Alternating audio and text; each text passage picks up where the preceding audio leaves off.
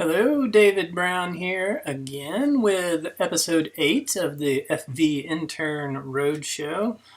This time around, we're going to be dealing with Scrivener and compiling interior PDF files for print books. So this is a little bit different than what we've done in here in Scrivener before, where we were compiling EPUB and Mobi products. A few different functionalities we'll want to toy around with so that we can create sharp-looking interior PDF files for print products, which we will later upload to CreateSpace. All right, so we're going to be dealing with the green one still. I have so far created the first 3 episode interior files and uploaded them to Amazon CreateSpace. This time around we're going to deal with episode 4. So my title page is what's selected here. You'll see my episode 1, 2, 3 folders. Here's my episode 4 folder, so I need to open that next. It has my content in here. And then my matter at the bottom, what's next, author bio. I'm going to use the title page, copyright, and note to the reader up here. I created a copyright page specifically for print products that looks different from the copy page for my digital products. This one has no margin established in it. It just goes in the back. No one will ever look at it for sure. While the print one, I continue to put in the front of the product, and I pulled it down to a margin of 3.5 inches, and went ahead and put our Fiction Vortex logo on here.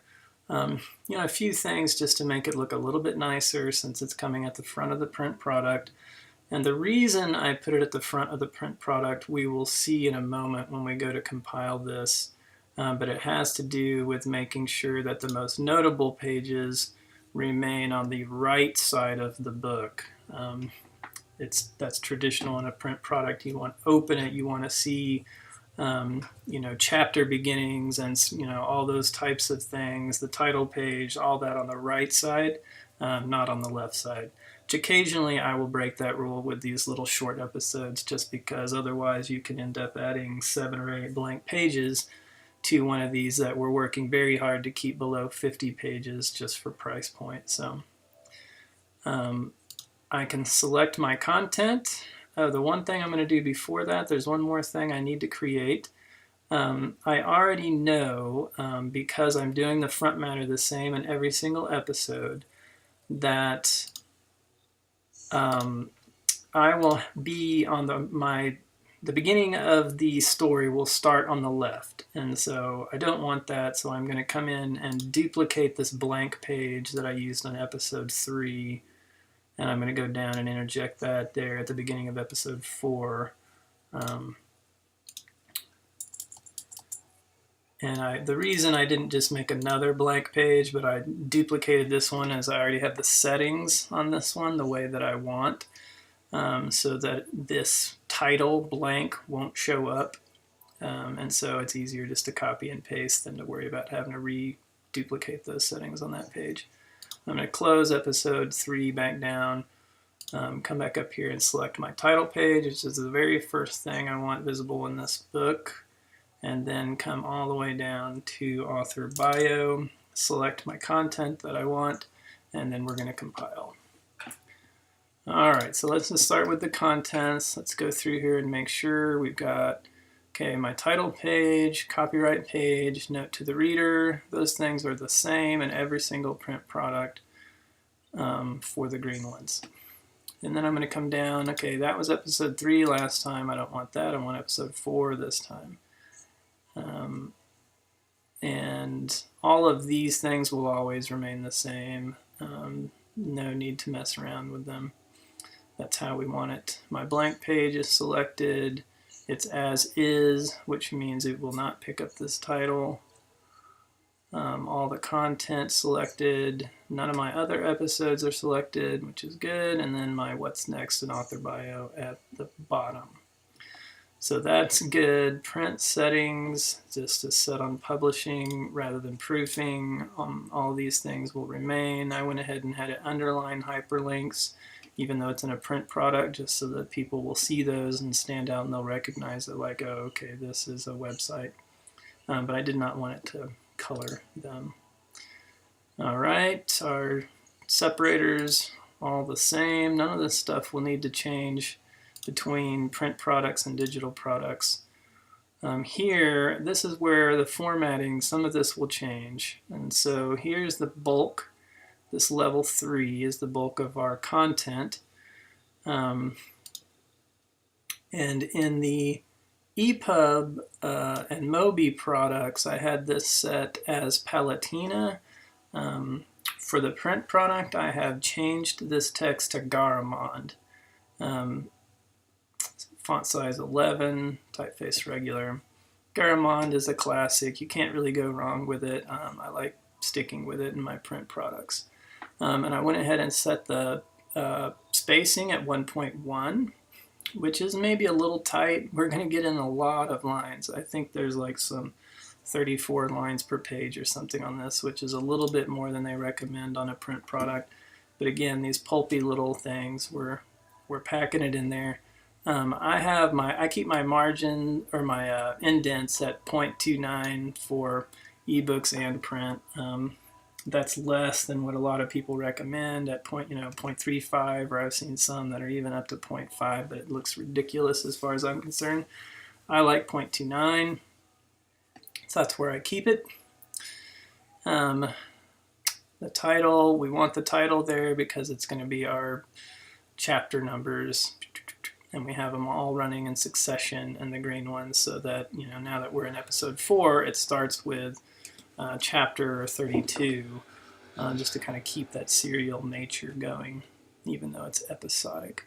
Okay, we're going to go. We can also double check level 2 because that includes our front matter and our end matter. Here, the what's next, author bio, and the note to the reader. So we have these set the same. Garamond 11, 1.1, everything looks same. Oh, and just page padding, 6 lines. So all these things are going to start 6 lines down, which again, you might more typically do 8 lines, but we're cramming it in a little bit, but it won't look too bad. Okay, title adjustments. None of this stuff needs to change between print and digital. Layout transformations, again, none of this stuff really needs to change. We'll come all the way down. This is the other big one for doing a print PDF, the page settings. So there's a lot. I have a custom page setup already created for my 8.5 by 5.5 paperback. So that's what we've selected. The top margin, I like to keep it a clean inch. The bottom margin, I feel like it actually looks a little bit ridiculous with a whole inch, which is a little bit more standard. But I knocked that down to 0.75. And then we got to remember the gutter in a print product, the section of the print book that is in the fold.